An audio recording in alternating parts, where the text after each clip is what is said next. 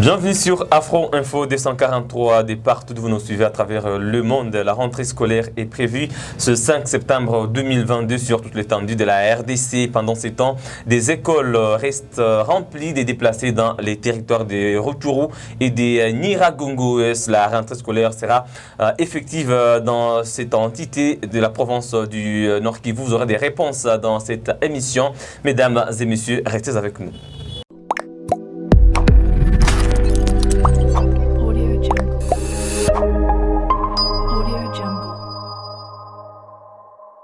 Nous recevons Bala Chamavou Innocent, qui est le président de la force syndicale nationale en province du Nord Kivu. Bonjour, monsieur Innocent, et bienvenue. Bonjour, monsieur les journalistes. Voilà la question qui se pose maintenant. Est-ce qu'il y a des plaidoyers qui sont à votre niveau pour que la rentrée soit effective sur toute l'étendue de la province du Nord Kivu, notamment dans les territoires de Rutshuru et de Nyiragongo, où des écoles sont remplies de déplacés?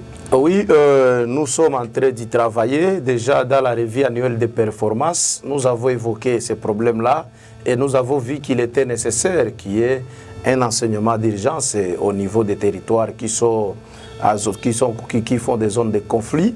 Mais aussi pour les cas dans les territoires de Nyiragongo et les territoires de Rutshuru, il y a des écoles qui sont encore occupées par les sinistrés ainsi que les déplacés de guerre. Et dans tout ça, nous sommes en train de demander à l'autorité de trouver une solution quant à ça, parce que tel que vous le savez, il sera difficile pour nous de dire qu'on peut chasser les déplacés de guerre dans des salles de classe. C'est pour cette raison que la paix s'impose dans ces zones-là. Là, nous demandons aux autorités, parce que c'est la paix. Si la paix retournait au niveau du territoire de Rutshuru, les déplacés de Rutshuru qui se trouvent dans des écoles seraient déjà dans leur maison. Donc, les déplacés de Bunagana et d'autres coins qui sont occupés par les assaillants du M23, mais aussi dans les territoires de Nyiragongo, il fallait qu'on trouve une politique de la prise en charge parce que vous savez, les territoires de Nyiragongo, la sous-division là a été frappée à des reprises. D'abord, il y a les sinistrés du volcan qui sont encore dans ces écoles-là du territoire de Nyiragongo. Il y a aussi encore les déplacés des guerres qui sont encore là. Nous sommes en train de dire, malgré tous ces problèmes, nous sommes en train de confirmer que d'abord, les enseignants du Nord Kivu sont prêts à retourner à l'école ici le 5 septembre 2022. Voilà, vous aurez sûrement une assemblée générale, mais il faut rappeler que parmi les déplacés, il y a des élèves et des enseignants. Est-ce que ces élèves ont clôturé l'année scolaire 2021-2022? Oui, lorsque nous avons trouvé cette problématique, les techniciens ont fait le travail rapidement en affectant les enfants dans des écoles de proximité par rapport aux familles d'accueil.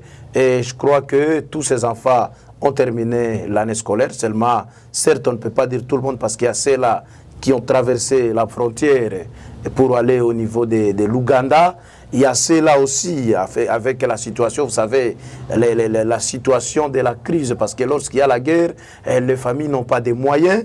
Alors il y a eu des difficultés, mais je peux dire à 20%, il y a quand même des enfants qui ont repris le chemin de l'école par rapport dans des écoles de proximité de leur famille d'accueil. Et même l'examen d'État a été organisé pour les enfants, les finalistes de ces coins-là. Il y a aussi l'examen de l'ENAFEP qui a été organisé pour ces enfants. Et donc, nous pouvons dire comme techniciens, nous faisons tout pour délocaliser tel ou tel site pour réaffecter les élèves dans telle ou telle école. Nous facilitons ces enfants. Alors il y a aussi un problème parce qu'il y a des enseignants qui étaient dans ces coins, notamment il y avait des enseignants des écoles privées de ces coins-là. Ces enseignants restaient des chômeurs. Alors vous trouvez que ça devient la catastrophe. Il y a aussi des enseignants des écoles secondaires qui n'étaient pas payés, des enseignants qui n'étaient pas pris en charge par l'État congolais. Et ça devient aussi un problème très sérieux. C'est pour cette raison que la seule demande que nous pouvons formuler, c'est de faire tout pour que la paix retourne dans ces coins afin que les écoles soient dégagées de sinistrés ainsi que de déplacés de guerre.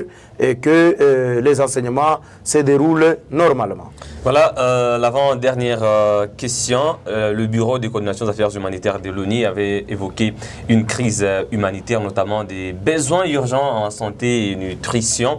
Est-ce que vous pensez que ces enfants actuellement ont besoin de retourner à l'école ou ils ont besoin d'être très bien encadrés, de retourner dans leur famille? Et au niveau de la Fossinat, quelles sont les démarches qui sont entreprises? Oui, au niveau de la Fossinat, nous avons déjà commencé les plaidoyers au niveau du Sénat avec nos partenaires au niveau du Sénat.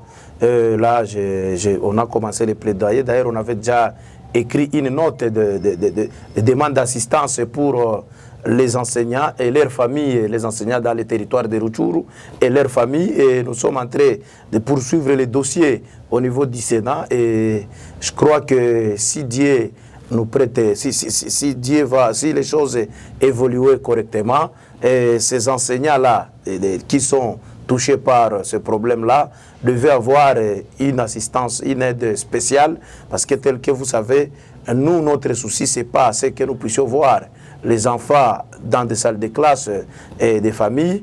Notre souci est de voir ces enfants d'abord retourner dans leur famille. C'est pour cette raison que la paix s'impose. Parce que lorsqu'il y a la paix, et vous êtes sans ignorer que la guerre a commencé pendant la période qui était une période de récolte, pour dire que les assaillants du M23 ont ravagé les champs des paisibles citoyens et par conséquent, la famine règne dans tous les territoires de Rutshuru et la répercussion de cette famille, nous sommes en train d'observer ça ici même dans la ville de Goma et ça pose un problème très sérieux. C'est pour cette raison qu'il faut une aide humanitaire en termes de nourriture pour ces populations de Rutshuru et la population de Nyiragongo. Parlons de conditions de vie de l'enseignant congolais. C'est une question d'actualité. Un député national touche environ 21 000 dollars chaque mois selon les révélations du député Martin Fayulu. Il est candidat malheureux aux élections de 2018. Est-ce que vous,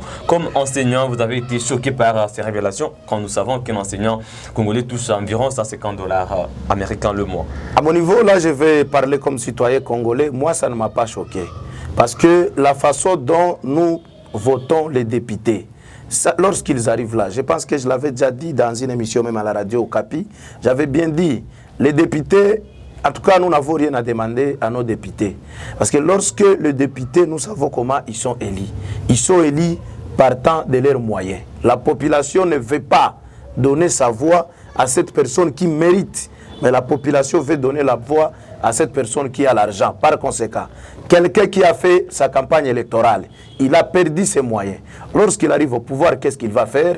Il va chercher à créer des lois pour trouver à récupérer son argent. Donc, nous avons voté pour des commissionnaires, nous avons voté pour des commerçants, et c'est ça la conséquence. Pour dire, nous les enseignants aujourd'hui, à Ville de Goma, nous touchons 150 dollars, il n'y a pas à cacher. Donc, un député qui touche 21 000 dollars touche 140 fois le salaire d'un enseignant. Ça signifie qu'un député vaut 140 enseignants. Et ce n'est pas la faute de ces députés. Parce que si les gens votaient les députés sans que les députés, là, avant que les députés ne donnent pas l'argent, ils pouvaient demander quelque chose. Mais qu'est-ce que nous pouvons... En tout cas, si on était sérieux, nous n'avons rien à reprocher à ces députés. Parce que nous savons qu'est-ce que nous les exigeons. Un pauvre ne peut pas passer. Celui qui n'a pas d'argent ne peut pas passer dans cette ville. Et c'est là où nous sommes en train de dire à la population, on ne récolte que ce qu'on a sémé. Aujourd'hui, nous sommes en train d'aller en 2023. Vous voulez avoir des députés qui ont le souci de la population. Votez des gens par rapport aux principes, par rapport aux valeurs, par rapport à des causes nobles qu'ils défendent et non par rapport aux moyens qu'ils donnent. Parce que moi j'ai vu, nous avons vu les gens battre la campagne avec 100 000 dollars. Il y a des gens qui ont terminé même 200 000 dollars pour leur campagne. Mais dans des États sérieux, les gens ne donnent pas de l'argent pour être votés. Et c'est là où nous sommes en train de demander à la population. Rien ne sert à demander une contrepartie à une personne que vous avez rassonné avant de lui donner votre voix. Ce que ces députés d'aujourd'hui ont fait, moi je peux appeler ça la charité bien ordonnée qui commence par soi-même. Personne n'a voté un député dans cette ville. Personne.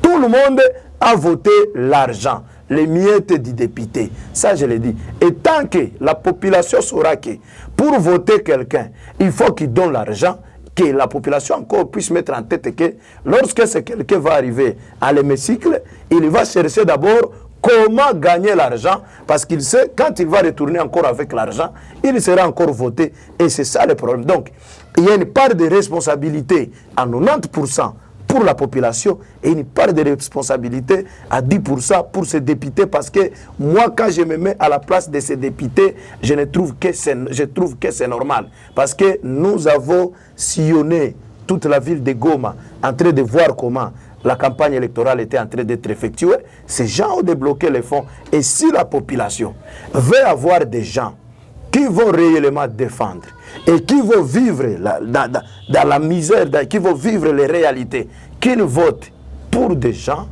qui défendent des valeurs, qui défendent des causes et non voter pour l'argent. Vous votez pour l'argent, messieurs les journalistes, ça signifie l'homme va aller défendre aussi sa poche. Mais aujourd'hui, ça fait très mal. Je ne veux pas dire que c'est bien, ça fait très mal. Mais qu'est-ce que je vais y changer? Je ne peux rien y changer.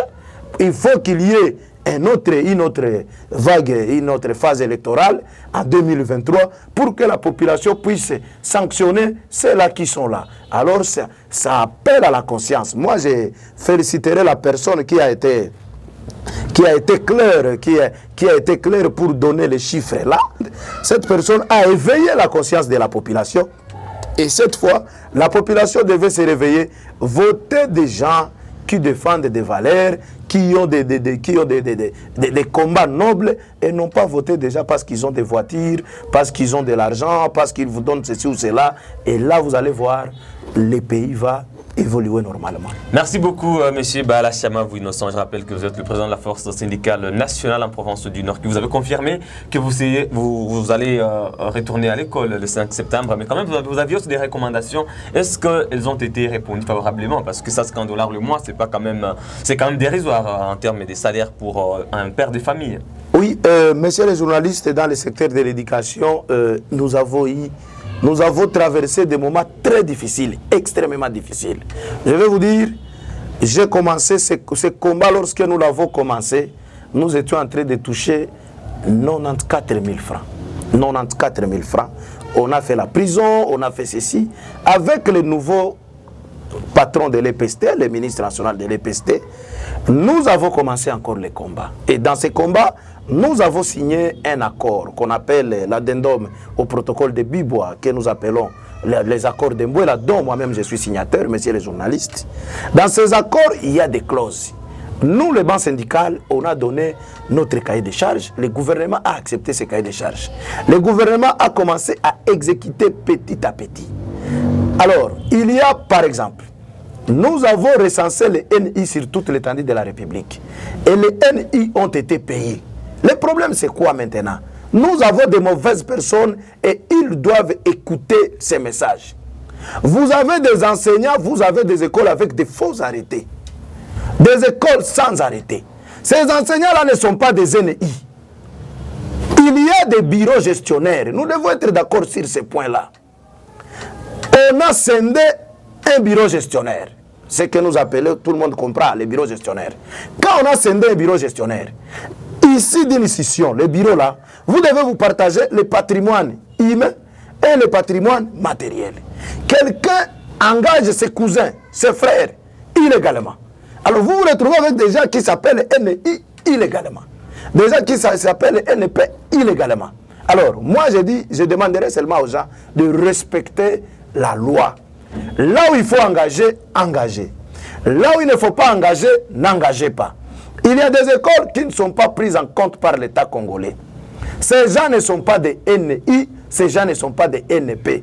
Quand vous n'êtes pas pris en compte par l'État congolais, vous fonctionnez d'abord comme une école privée, ça signifie les parents payent, jusqu'à ce que vous serez pris en charge par l'État. Peu soit-il, nous avons fait trop de grèves, ça fait 3 années que nous sommes en train de commencer par des mouvements de grève. Nous sommes aussi parents.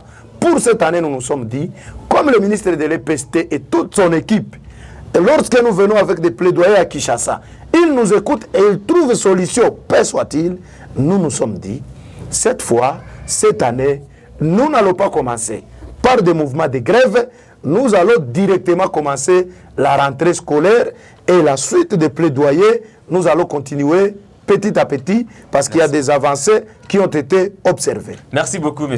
Bala Chamavou. Donc, la rentrée scolaire sera effective ce 5 septembre 2022 sur toute l'étendue de la province du Nord Kivu, hormis les zones en conflit suite aux affrontements entre les M23 et les FARDC, également dans certains coins du territoire de Béni. C'est par là que nous mettons un terme à cette production. Merci à vous, M. Bala Chamavou, d'avoir répondu à notre invitation. C'est moi qui vous remercie, messieurs les journalistes. Je remercie aussi les auditeurs. Voilà, les téléspectateurs, nous sommes à la télévision. Ah oui, les téléspectateurs. Merci beaucoup. C'est par là que nous mettons un point final à cette production. N'oubliez pas de vous abonner à Front Info 243. Il suffit tout simplement de cliquer sur s'abonner, activer la cloche des notifications. Laissez-nous un j'aime et partagez la vidéo. À très bientôt.